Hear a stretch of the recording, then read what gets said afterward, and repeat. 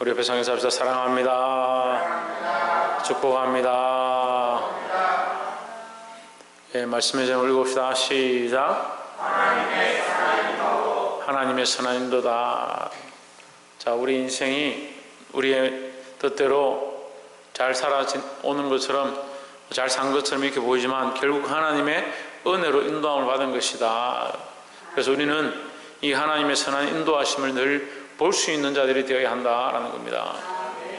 예, 자기 뜻대로 살지 말고, 자기 잘난 대로 살지 말고 하나님의 인도하신 그 은혜를 볼 수 있는 저와 여러분 되시기를 주의 이름으로 축원합니다. 룻기 4장 1절에 보아스가 성문에 올라가서 거기 앉았더니 마침 보아스의 말하던 기업 물을 자가 지나는지라. 보아스가 그에게 이르되 아무개여 이리로 와서 앉으라. 그가 와서 앉음에 했습니다. 예, 우리가 3장을 통해서, 룻기 3장을 통해서 나오미가 시어머니죠. 룻은 이방 여인입니다. 그러니까 어떻게 보면 룻은 이스라엘 지파에 들어올 수 없는 자인데, 그가 내가 죽어도 하나님을 섬기겠다, 당신이 섬기는 하나님을 섬기고 당신이 섬기는 하나님의 백성이 되겠다, 이렇게 해서 룻이 죽을 각오를 하고 이스라엘 땅에 또 그 민족 가운데 들어왔습니다.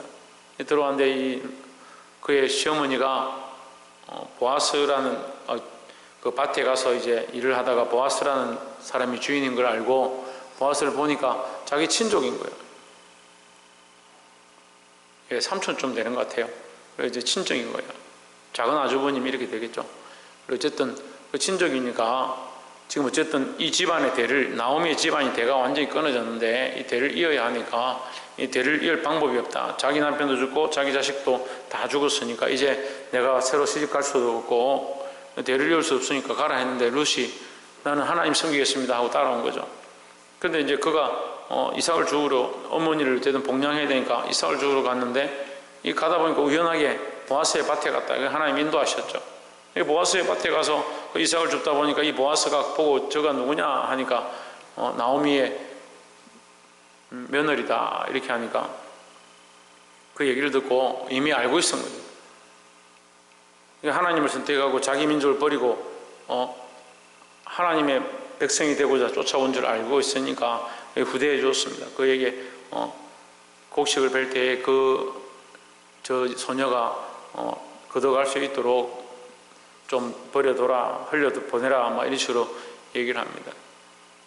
이 후대한 것을 그 어머니가 듣고, 시어머니가 듣고, 그날 밤에 너에게 잘 해주니까 그가 기업 물을 자이다.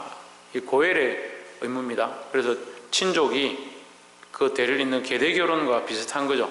계대결혼 안에 가족 가운데 형제가 죽으면 그 동생이 그 대를 잇는 그런 원리와 같은 건데, 거기서 아무도 없으니까 이제 친족이 그 자리를 잇게 되는 거죠. 그래서 보아스가 가까우니까 보아스에게 가서 네가 이불 발치를 살짝 듣고 있다가 혹시 보아스가 너를 이제 아내를 맡겠다 하면 이제 같이 결혼하면 된다, 이제 이런 식으로 보낸 거예요. 근데 그것까지 다 순종합니다. 나오미가 그것까지 순종을 하고, 근데 보아스는 그 여인을 건드리지 않죠. 건드리지 않고 이제 장로들 앞에서, 백성들 앞에서, 또 하나님 앞에서 내가 이것을 하겠다, 그렇게 해서 지금 오늘 이 일을 시작하는 겁니다. 4장 1절에 보면 보아스가 성문으로 올라가서 거기에 앉아있더니 마침 보아스가 말하던 기업 물을 자, 누구의 기업이냐면 엘리멜렉의 기업입니다. 엘리멜렉 집안의 그 기업을, 그 대를 이을 자, 그러니까 엘리멜렉의 친족이죠. 형제지간이에요. 그 형제가 왔는데, 가까운 친척이 왔는데 그 친척에게 이게 질문하는 거다. 네가 이걸 물을 거냐? 여기 와서 앉아봐라. 그래서 정인들을 세웠습니다. 지금 성문 앞에 갔다, 이 말은 거기 백성들이 많이 있고 또 장로들까지 10명 데려왔으니까 사람들이 많이 보고 있겠죠. 사람들이 많이 보는 정인들 앞에서 이 일을 하는 겁니다. 4장 2절에 보아스가 성읍장로 10인을 청하여 이르되 당신들은 여기 앉으라. 그들이 앉음에 3절에 보아스가 그 기업 물을 자에게 이르되 모압 지방에서 돌아온 나오미가 우리 형제 엘리멜렉의 소유지를 관할함으로 했습니다. 그러니까 엘리멜렉의 그 집안이 지금 돌아왔는데 이제 엘리멜렉은 죽고 나오미가 그 땅을 관할하고 있다. 이제 이렇게 얘기를 하는 거죠. 그럼 네가 가장 가까운 기업 물을 자이다. 네가 기업 물을 거냐 안 물을 거냐. 그러면 이 소유지가 너희 것이 될 거다. 이제 이런 얘기가 되는 거죠. 4절에 내가 여기 앉은 자들과 그 백성의 장로들 앞에서 그것을 사라고 내게 구하여 알게 하려 하였노라. 내가 물으려면 물으려니와 내가 물으지 아니하려거든. 내가 구하여 알게 하라. 내 다음은 나요 그 외에는 물을 자가 없느니라. 그가 이르되 내가 물으리라 했습니다. 누가 물으느냐? 내가 하겠다. 내가 그 땅을 물으겠다. 기업을 받겠다 한 거죠. 근데 사실 이것은 이 사람이 뭘 바라냐면 그 땅을 받으려고 하는 거예요. 그 상황은 전혀 모르는 거죠. 상황을 모르고 있으니까 그 땅을 받겠다. 내가 그 땅을 받게 되면 나는 기업이 더 많아지고 땅이 더 넓어지니까 나는 이것을 받겠다 하는 거죠. 하나님의 말씀을 따라 규례를 따라서 그 규례를 지키고 하나님의 말씀을 지키고 하기 위해서 하는 게 아니고 자기의 목적을 위하여 자기의 경제적인 상황과 자기의 기업이 넓어지는 그것을 위한 목적들로 자기가 그렇게 하겠다. 뭡니까? 그 인간적인 생각이죠. 5절에 보아스가 이르되 내가 나오미의 손에서 그 밭을 사는 날에 곧 죽은 자의 아내 모압 여인의 루스 댁에서 사서 그 죽은 자의 기업을 그의 이름으로 세워야 할지니라 했습니다. 죽은 자의 기업을 그의 이름으로 세운다. 자, 네가 그 기업을 그 땅을 가져오면 그 땅의 소유를 그 모압 여인이 있다. 그 며느리가 있는데 그 며느리에게서 사서 그 며느리도 같이 데려와야 되고 이제 그 며느리의 이름도 세우고 그 죽은 자의 이름을 세운다. 그럼 그 가정을 세워준다는 거죠. 그러니까 이 사람은 처음에는 땅만 얻을 거라 생각했는데 땅이 결국은 자기 소유가 제대로 안 되는 거죠. 그러니까 모압 여인 루시 따라와야 되고 그 기업이 거기 함께 속하게 되고 이렇게 하니까 계산을 해보니까 자기의 손해일 것 같은 거예요. 그리고 6절에 그 기업 물을 자가 이르되 나는 내 기업에 손해가 있을까 하여 나를 위하여 물으지 못하노니 내가 물을 것을 내가 물으라. 나는 물으지 못하겠노라 하는지라 했습니다. 나는 안 되겠다. 네가 해라 이 말이죠. 처음에 된다는 것도 뭡니까? 자기 욕심대로 한 것이고 뒤에 안 된다는 것도 자기 욕심 때문에 안 된다는 거죠. 그 이 사람의 목적은 그냥 사람의 목적이요. 인간의 목적이요. 인간의 자기 욕심을 따라서 자기를 부유하게 하고 자기를 풍성하게 하고 자기가 돈을 벌기 위한 목적들로 그 기업을 물겠다 한 것이지 여기 하나님의 계획이나 하나님 뜻이나 기도하는 것이나 하나님 영광을 위한 방법들은 전혀 없다라는 거죠. 그러니까 우리가 이런 인간적인 계산에 밝으면 안 돼요. 인간적인 계산에 밝다 보니까 내가 얼마 벌면 얼마 헌금하고 내가 얼마 하면 어떻게 되겠죠? 그렇게 계산하면 뭘 할 수 있습니까? 우리가 하나님 앞에서 우리가 믿음으로 살았으면 결정할 때도 믿음으로 해야 하고 순종할 때도 믿음으로 해야 한다라는 거죠. 믿음은 계산하고 할 수 있는 게 아니에요. 우리가 지금 천국에 들어가잖아요. 우리 죽으면 천국 가죠. 다 천국 가잖아요. 우리가 다 믿음으로 사니까 천국 가잖아요.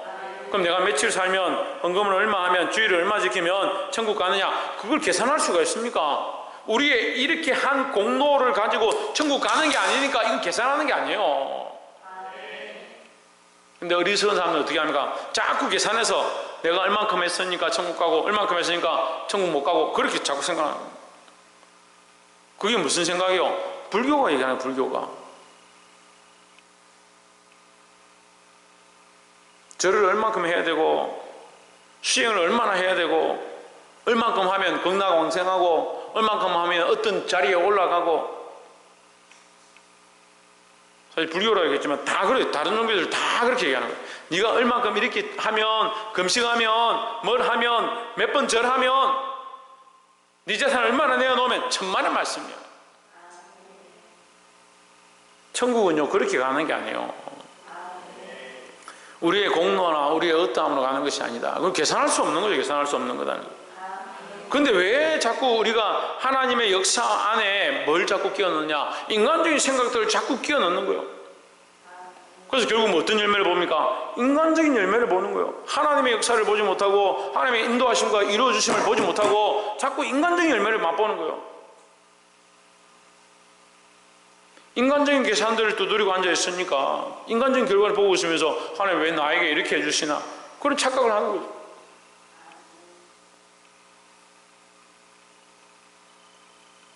이런 인간적인 생각들을 버리시기를 주의 이름으로 축복합니다.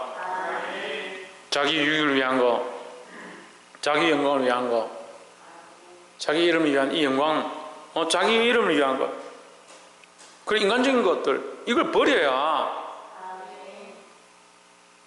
이걸 버린 보아스가 이걸 선택할 수 있는 거예요. 보아스는요, 기업도 많고 부자고, 앞에도 나오지만 그가 이런 일들을 해야 될 이유가 없어요. 왜 과부를 데려옵니까? 이 종이 얼마나 많습니까? 종들에게 너희들 배다가 그 또 따라다니는 이삭을 줍는 여인들도 많았고 처녀들도 많이 있습니다. 그 중에 관연하고 현숙한 여자를 고르면 되죠. 보아스가 입장이 곤란해서 장가를 못 가가지고 나이가 많이 들어서 모함 여인 룻을 고른 게 아닙니다. 그 룻의 믿음을 보고 그가 믿음을 하나님의 백성 되고자 했던 그 사실들을 듣고 그걸 감명받고 그가 행하는 이 사실들을 보고 끝까지 순종하고 그 어미의 시어머니의 말을 듣고 하는 것을 보고 그 모습을 보고 그를 선택하게 된 거죠. 그래서 그 여인을 보고 현숙한 여인이다 라고 얘기했습니다. 우리는 뭘 가져야 되냐? 믿음을 가져야 되는 거예요. 그 인간적인 계산들보다. 그러니까 보아스가 멍청해서 이렇게 했느냐? 천만의 말씀이에요. 기업이 손해보든지 어떠하든지 그런 걸 생각한 게 아니고 믿음으로 선택한 이 여인, 믿음으로 하나님 백성 되고자 하는 이 여인을 따라서 나도 함께 믿음의 백성으로 그를 이끌고 가겠다, 그런 생각들을 한 거죠. 인간적인 유익, 자기 유익, 인간적인 생각들 내려놓기를 주의 이름으로 축복합니다. 그게 첫 번째고요. 두 번째 나눌 말씀은 10절에 또 말론의 아내 모함 여인 룻을 사서 그의 아내로 취하고 그 죽은 자의 기업을 그 이름으로 잊게 하여 그 이름이 그 형제 중에 중과 그곳 성문에서 끊어지지 않게 하매 너희가 오늘날 증인이 되었느니라 했습니다. 그래서 이 보아스가 이 모함 여인 룻을 아내로 삼은 것에 대해서 그냥 아내로 삼는 정도가 아니고 백성 앞에 공포하고 더 나아가서 이 이방 여인 룻이 이제는 이스라엘 백성이다, 내 형제 중에 하나가 되었다, 이걸 공포하는 거예요. 이 룻이 무슨 축복을 받습니까? 이방인이다가 이방 여인이다가 이스라엘 백성의 입장에서는 죽여야 될 이방 여인의 자리에 있다가 그가 믿음으로 하나님 백성 되겠다고 몸부림침으로 그가 어디 들어왔느냐? 이스라엘 그 반열에 들어왔습니다. 이스라엘 지파 안에 들어왔습니다. 그것뿐만 아니고 그로 말미암아 다윗의 할아버지 오벳을 낳는 거예요. 이게 얼마나 큰 축복입니까?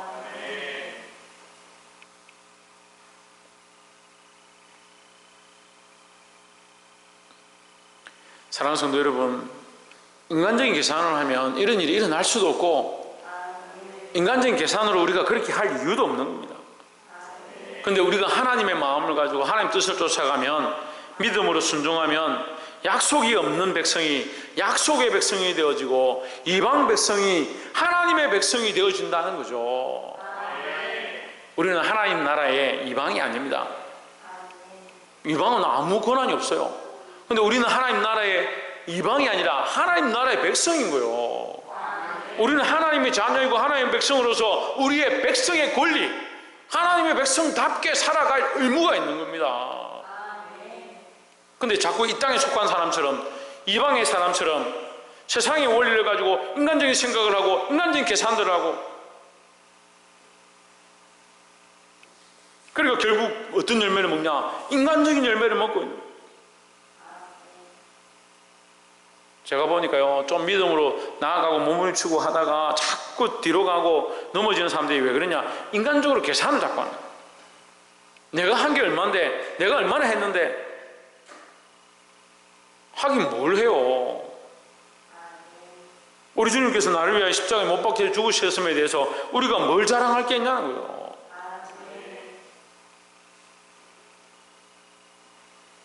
보게 되기를 주의 이름으로 축복합니다. 마지막 세 번째로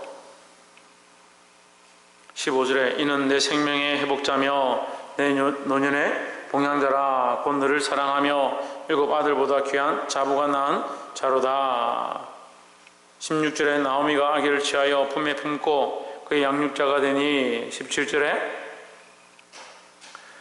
그 이웃 여인들이 그에게 이름을 주되 나오미가 아들 낳았다 하여 그 이름을 오벳이라 하였는데 그는 다윗의 아비인 이새의 아비였더라 했습니다. 다윗의 아비인 이새의 아비니까 할아버지죠. 그 다윗의 할아버지는 그 졸지에 이방 여인이 이름도 없던 이방 여인이 졸지에 생가부가 뭐가 되냐? 이방 여인에다가 가부에다가 뭐 볼 게 없잖아요. 근데 이스라엘 백성이 되었습니다. 이스라엘 백성이 반열에 들어왔습니다. 거기다가 어떻게 됩니까? 왕족이 되어버렸어요. 다윗이 왕이 됨으로 말미암아 왕의 혈통 안에 들어온 게 된 거죠. 더 나아가서 어떻게 됩니까? 다윗으로 말미암아 예수 그리스도가 탄생하니까 그가 이 룻이 또 어디 나옵니까? 마태복음에 또 나옵니다. 예수 그리스도의 계보에 들게 되는 거예요. 여러분, 우리는 이방의 자리에서 은혜의 자리로 왔지만 이것으로 멈추는 게 아니고요. 이것으로 멈추는 게 아니고 은혜의 자리로 온 것, 하나님의 백성 되어진 것으로 멈추는 게 아니고 우리를 통해서 뭘 해야 되냐? 이 은혜의 통로, 약속의 통로가 흘러가도록 하는 역할을 해야 된다라는 거죠. 이 룻을 통해서 자녀들이 태어나고 그 자녀로 말미암아 다윗이 태어나고 그 다윗으로 말미암아 결국 예수 그리스도가 태어나게 되는 그런 놀라운 축복이 일어났습니다. 우리도 주님이 이 땅에 다시 오시게 할 주님의 재림을 예비하게 될 그런 삶을 위하여 우리가 통로로 쓰임받아야 합니다. 왜 통로로 쓰임받지 못하냐? 인간적인 찍기들이 가득하고 인간적인 계산들이 그 구멍을 틀어막아서 하나님의 은혜가 흘러갈 것들을 자기가 스스로 막아버리는 그런 어리석은 누리를 범한다는 거죠.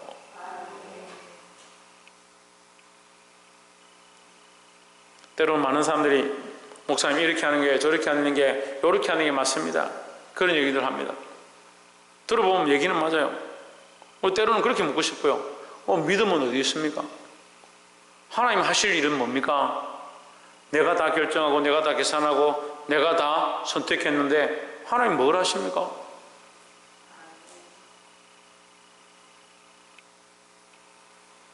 사랑하는 성도 여러분, 하나님께 맡기시기를 주의 이름으로 축원합니다. 우리는 이 은혜의 통로, 이 축복의 통로, 약속의 성취를 이루는 통로, 따라합시다. 약속의 성취를 이루는 통로가 됩시다. 약속의 성취를 이루는, 이게 하나님이 약속하신 그 약속들이 이루어지는, 우리 삶을 통해서 하나님의 약속이 이루어지는. 김성수 목사님, 뭐가 이루어진다고요? 하나님의 약속이 우리의 삶을 통해서 이루어지는, 우리는 보잘것없고 아무것도 아니지만 하나님이 우리를 사용하셔서 우리를 통하여 하나님의 거룩한 약속들이 이루어지고 성취되어지는 그 구원의 역사를 경험하는 저와 여러분 되기를 주의 이름으로 축원합니다. 오늘 청년이 기도했지만 기도하는 가운데 성령의 역사를 주십시오 이렇게 기도했습니다.